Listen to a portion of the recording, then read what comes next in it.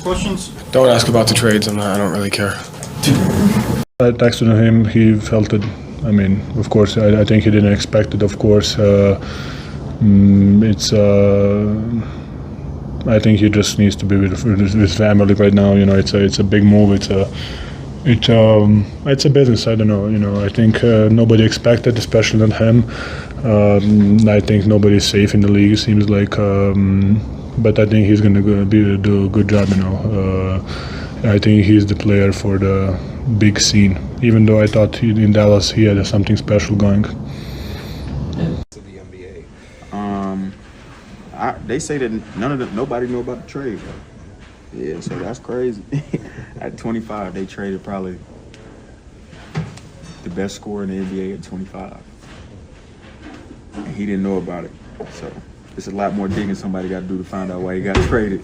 Because you don't just trade him at 25. He just went to the finals, you know what I'm saying? So I feel bad for Luka, man, because I saw some on YouTube that say he just bought a crib and everything in Dallas. So that sucks, man. That sucks. Does it inform like everybody? You at 23. Everybody get informed. I was gonna say like. I'm scared. How you see the league? Yeah, I'm scared. Tim, hey, if you're gonna trade me, let me know, dog. When Luka got traded, anybody is able to get traded at that point.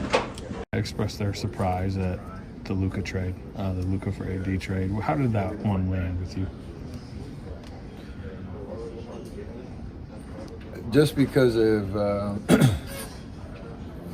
how kind of out of blue it was without any type of hint or rumor or any kind of sign. That's, especially them coming off the finals, like, it's a reminder.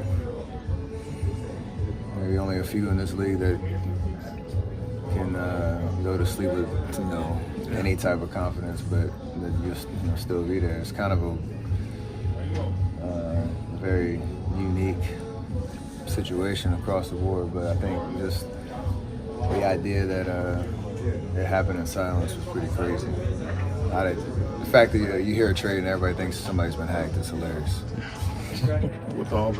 What was your, immediate reaction to Luka to the Lakers? I think everybody was in awe, shocked. You gotta give credit to Rob Pelinka, man. He's a highway robbery. So, good for them. It's always good, with someone like me when I get traded for like a superstar. So, kind of got traded for Luka. So, it's kind of great vibes. Yeah, I was pretty confused. We're still talking about it, like just how that's really possible. Just in the fact that they made the finals that last year, and it's like the only way that trade makes sense now is if they win the championship. That's the only other thing better than making the finals a year later is winning a championship. So, I don't know really. I'm not sure. I've been on the floor with Luka, and obviously he's a once in a generational player. And now, it was just a weird thing overall. So I still feel like there's some facts that are going to come out over time, because it just doesn't. I can't really comprehend how that really makes sense, to be honest. It feels like there's something else there, doesn't it? To me, I'm not going to speak on it. That's the GMs of teams' jobs is to, look at how they can improve, and maybe they felt like they'd reached their ceiling with that group. But who knows? But yeah, it does seem a little strange. Does this trade deadline feel any more tense or anxious around here, considering where you're at in the standings, kind of, where you guys are as a franchise, and even what's going on around the league? I think, obviously, I think we probably have one of the most outspoken, what do they call it now, governors?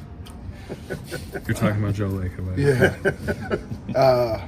He's probably one of the most outspoken, if not the most outspoken. And so, in saying that, we all know that he's pissed sitting at 500. And so you'll be a fool to sit back and think like, oh man, everything's just that. Like, not with that guy. That guy is always trying to win. He's always pushing the envelope as much as he can. And so you understand that. You got to know your people and who you're dealing with. And he does not ever You ever look at him when we losing? Look at him all game. He's a scene all game. He ain't going for no losing. And so sitting at 500, you know, you got to expect that they're going to look to be aggressive. You know, it's not an organization that's going to do anything dumb, but they're going to look to be aggressive, and I understand it. I respect it.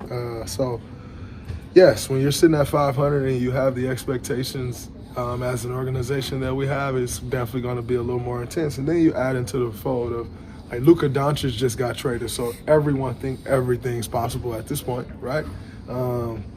If you saw that and you didn't call on every superstar, you're crazy.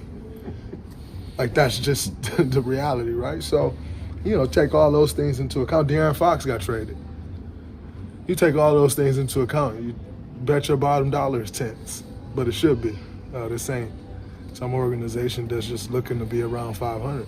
We want to compete, so it's definitely a little more tense than normal. Isn't Joe's ambition kind of in line with you and Steph, though? I mean, wanting this 500 ain't sitting well with y'all either, right? Yeah, you don't win as much as we have if those ambitions don't align. You know? So they definitely align. You know, we want to compete, and it hasn't gone quite the way we thought it would go. But in saying that, yet and still feel very comfortable with these guys in the locker that we have in our locker room, and still think that we can win. But like I said, ultimately the decision's not ours. But I think there's definitely a sense of urgency, and you know, we acknowledge that, understand. Appreciate it. Cool. To the trade. Insane. Well, it's crazy. Yeah, would have never thought Luka Doncic get traded at this age. You know, mid-season. Yes, NBA is a wild place, man. You know, if he can get traded, then anybody's up. You know, for grabs. You know, so yeah, so the fans, you know, by spectating is pretty fun. I know it's kind of nerve-wracking, no part for Luka and everybody in Dallas, LA, AD. So everybody involved, I'm sure, their heads are spinning right now. The other thing is obviously the big trade. Just your reaction to seeing that. It's crazy, man. You know, I really don't know what to say about it. You know, Luka being a guy that, you know, everybody's claimed is untouchable and untradeable, and you know, the NBA shows you again. Right. Just you can't predict it. You know, it's a business.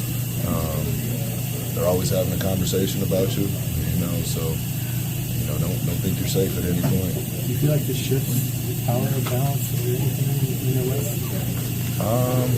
I mean, you have to let it play out. I said no. You know, they have to build chemistry on both sides. So, you know, I'm interested to see how it turns out. I'm sure the world is too. So, you know, building the business. I mean, you've been on the finals team before, though, but to see a team that was in the finals make a move like that, I mean, obviously you've said it surprises you, but does it add anything to what just happened that they made the finals last year? I mean, that's on them. That's their decision. Might have been how it turned out in the finals, what they were seeing, whoever's making the calls over there. So, but, you know, AD's a really good player. Probably my favorite teammate to play with this summer on the Olympics. So, you know, both teams got great players, obviously. How'd you find out? We saw Damian leave, found out from someone in the stands. Like, you guys learned on the bench. What happened there? Yeah, somebody told us on the bench. He said Luka. I said, Luka Garza? Like, who got traded? You know, no shade, though. Right, to Garza, right. But, yeah, crazy. Yeah, man. As a Dallas fan, it hurts me, but I'm happy for him that he's going to be able to go out there and be in LA and get to try to achieve his dream of winning a championship. But he did so much, not only for the basketball team, but for the city of Dallas. So I'll always be appreciative of those years. But I'm excited for the Mavericks moving forward and the guys that they brought in.